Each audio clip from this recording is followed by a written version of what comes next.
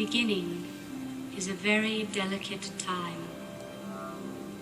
Know then that it is the year 10,191. The known universe is ruled by the Padishah Emperor Shaddam IV, my father. In this time, the most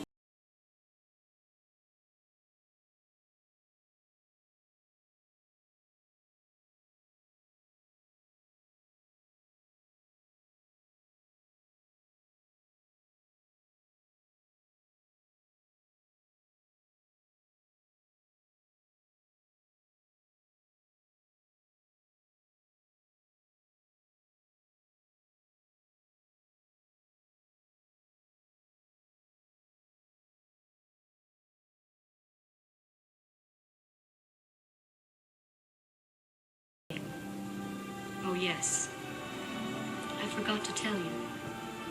The spice exists on only one planet in the entire universe. A desolate, dry planet with vast deserts.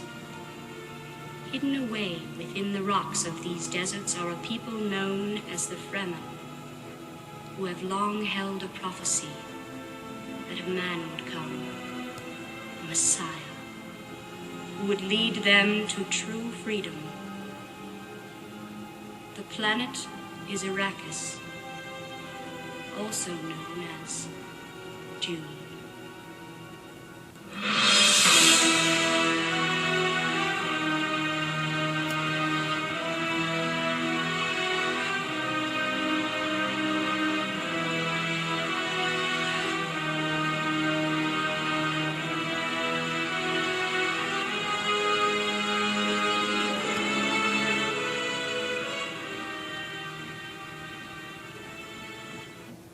Jay'sAnalysis.com. This time we were back to discuss The Devil's Game, How the United States Helped Unleash Fundamentalist Islam by Robert Dreyfuss. This is the second half of the book, and I'll be covering the transition from radical to radicalism from the older CIA plan spoken of by Miles Copeland in Game of Nations.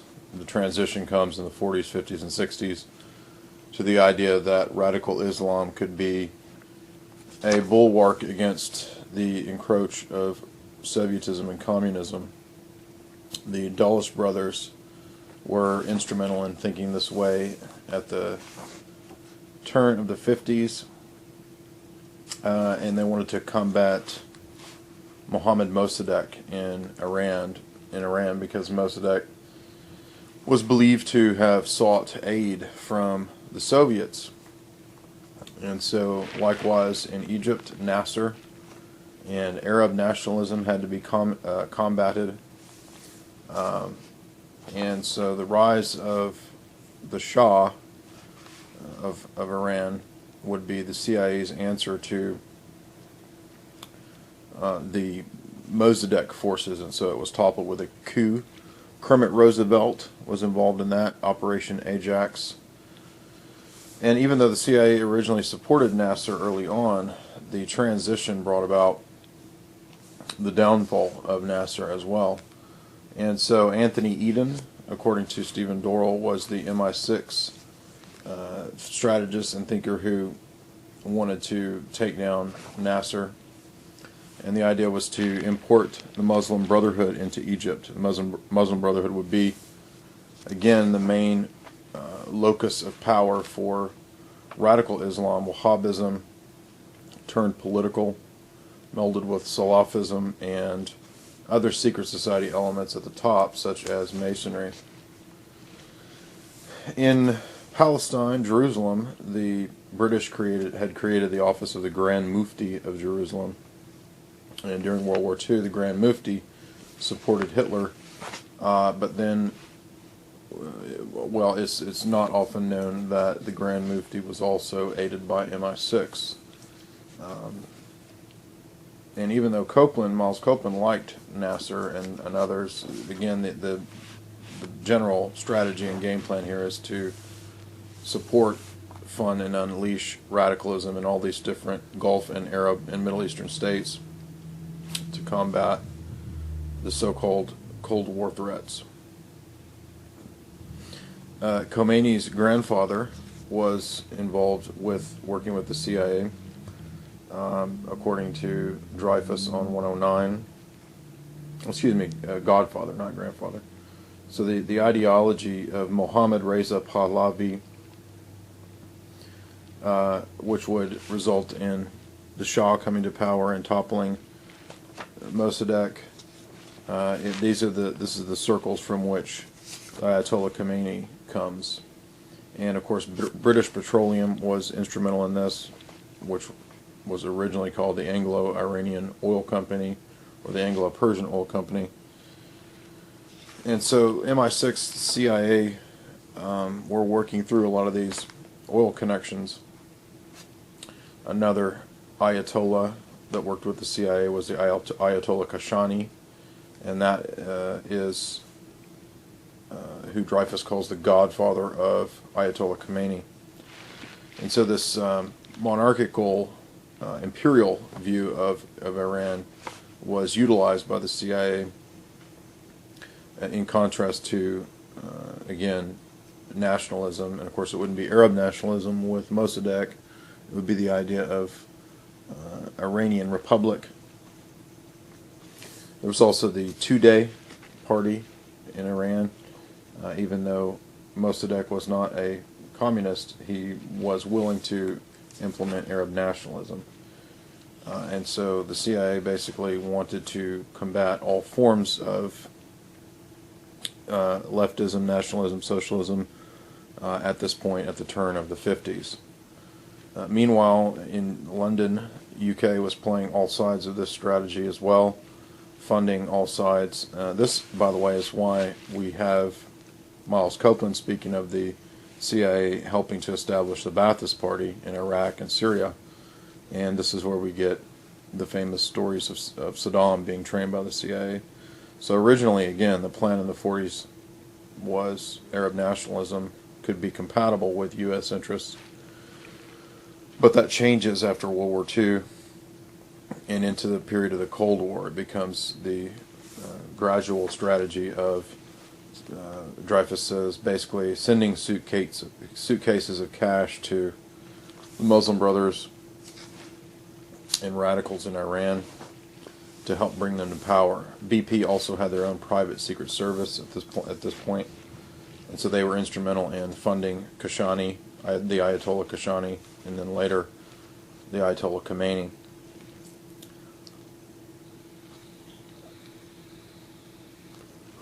The psychological operation against Mossadegh was run by two CIA guys named Wilbur and Cottam, Richard Cottam. They were interested in the idea of using false flags, according to Dreyfus on page 117. And so basically you have, with the rise of the Shah, he ultimately doesn't work out either.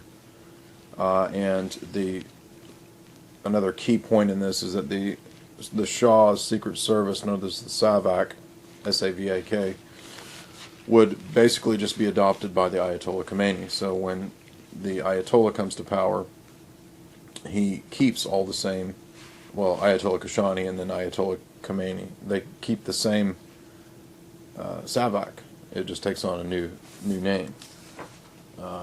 So that's another indicator that Western intelligence was very much involved in this transition, even out of the guy that they had just put in. So even the Shah didn't ultimately work out because there was a rising trend of radical Islam and the theocracy of the Ayatollahs and the mullahs. And so even in the reign of the Shah, the Ayatollahs and the mullahs are believed to have had the majority of the power in the state.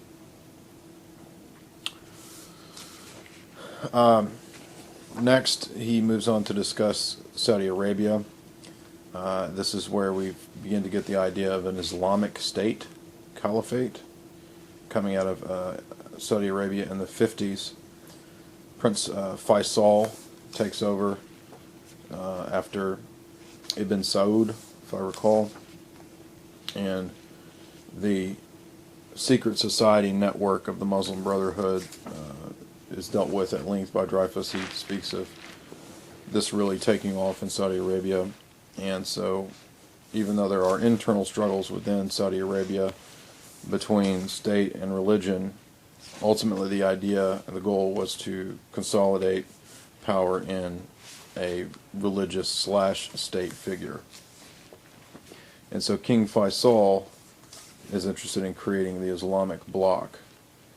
There's a plethora of youth organizations are started, the Muslim World Youth, and this helps to create the Islamic bloc. And this is aided and funded by the CIA in the 60s. From 64 to 75, according to CIA, or veteran Foreign Service officer and U.S. Ambassador to Saudi Arabia, Charles Freeman. The Muslim World League had numerous key players, some of whom we've already mentioned. The Grand Mufti of Jerusalem, Muhammad al-Sheikh, the head of the Wahhabi movement, and had a lot of clout with the Saudi royals. Hassan al-Banna, Abu ala Maududi, as we mentioned in part 1. These are all figures who would help to promote the rise of the Islamic bloc. And this is also where we get the idea of all of these Islamic organizations that kind of have an alphabet soup acronym before them, and there are a plethora of them, more than you could even keep up with. So the Muslim Brothers set up one of their first centers in Geneva, called the Islamic Center in 1961. This will be a beachhead for the spread of Islam in Europe. The Islamic Center in Geneva still exists to this day. Similar movements spring up in Iran. The Call, political movement associated with Shiite radical Islam. In terms of Western strategists, CENTO, CENTO, Central Eastern North Treaty Organization, is the NATO corollary to the Middle East. And so as Nasser, again, cracked down on Reds, as Mossadegh was not openly communist, the psychological warfare and propaganda necessitated placing them in that box. So $400 million was sent by the U.S. to the Saudis to aid in this spread. A lot of this ties into the battles over oil, because the Arab nationalists believe that the oil should be nationalized for the profits of, to some degree, the existing state where the resources are found, whereas BP and other private companies would, of course, want the profits to be completely privatized. So that figures into this quite a bit, why there's such a battle over this. It's largely resources, which of course is common sense. In the State Department, different strategists and thinkers were, some of them were warning back in the 60s or 1970. David Long warned that radical Islam could be dangerous because it could have the potential to be international. So when we think of strategic geopolitics, there aren't very many organizations that have the potential to influence on an international scale. The Vatican, of course, is one of those. The Pope has influence over 1 billion people, roughly. Islam has the ability to reach internationally, and other forces such as Freemasonry, and then, of course, international corporations have that kind of reach. So what happens in Egypt is that Anwar Sadat, who is closely affiliated with the Muslim Brotherhood, succeeds Nasser, as Nasser is defeated, and Nasserism goes down. And Anwar Sadat is working with the CIA and with Kissinger, according to some of Kissinger's plans, and this is the chapter on Egypt. OPEC, of course, factors into this. This is why in the 70s Kissinger brokered the deal with the Saudis that the U.S. would get Saudi oil, and the U.S. would, or the Saudis would in turn aid in U.S. interests in all these areas, and that would, of course, mean working with the Muslim Brothers in all these arenas. Anwar Sadat, as he comes in, is pro-IMF, and so you have the immediate what they call intifah, or opening of all free markets. In this case, the markets become a tool of the Anglo establishment, so not anything really to do with actually free markets, but rather the classic raping and pillaging of these smaller entities by global finance and global elites, and that's of course the shock doctrine of the IMF. The BCCI figures into this at this point in the in terms of the Bank of Credit and Commerce International, which is the CIA shell bank that was exposed in the 80s for hundreds of millions in laundering money to terrorists and for for underground drug smuggling. You can find the old news clips on YouTube exposing the BCCI. This was a big scandal in the 80s. Drug trafficking, financial chicanery, financial terrorism, etc., gun running. But I think the most insightful chapter in this book, in the second half, is the rise of economic Islam. And so this is where we get the Western banks tied in with all of this funding for the promotion of what Dreyfus calls Islamism. So in his mind, there's a distinction between classic Islam and modern radicalized Islam. I'm not sure I completely buy that. I think that quite clearly historic Islam has had a radical component from the beginning with the conquests of Mecca and Medina early on.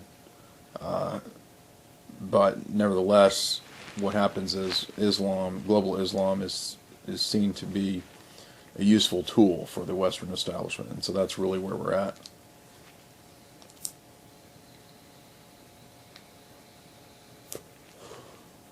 And so just as the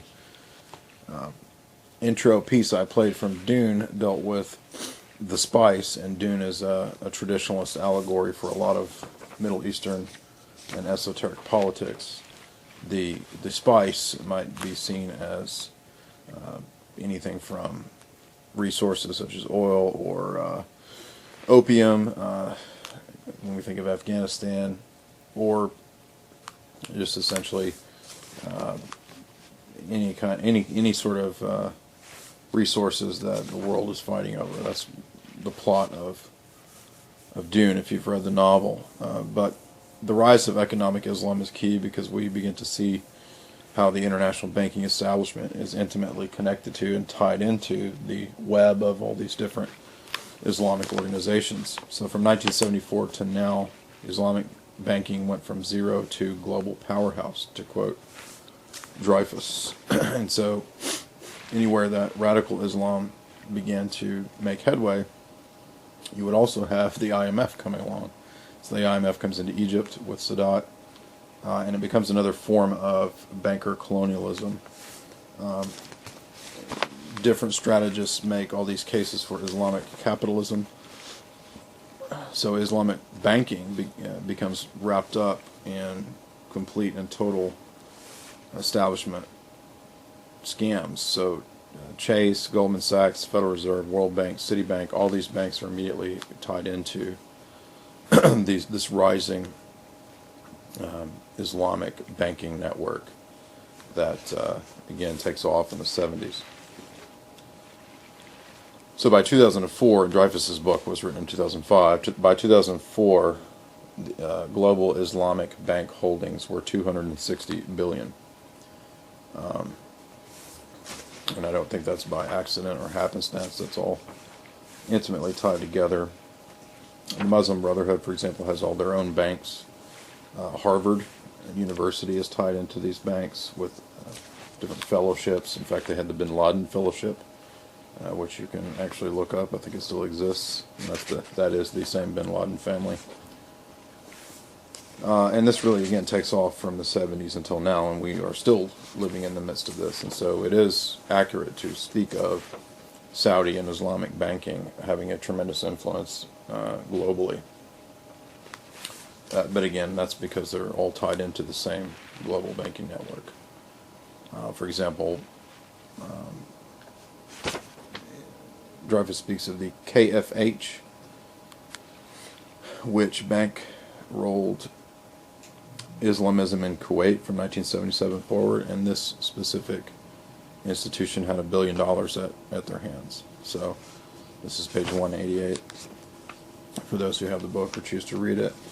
And that's just one example. I mean, there's just, again, hundreds of billions of dollars floating around out there, and we've seen recent news reports in the Telegraph and others. We think of the HSBC scandal of late, where hundreds of billions were involved in drug laundering to cartels. That was 3 years ago with Wachovia and Wells Fargo, and more recently HSBC, Swiss banks, and so forth, being connected to rumored to be connected to ISIS, which is the successor to Al Qaeda.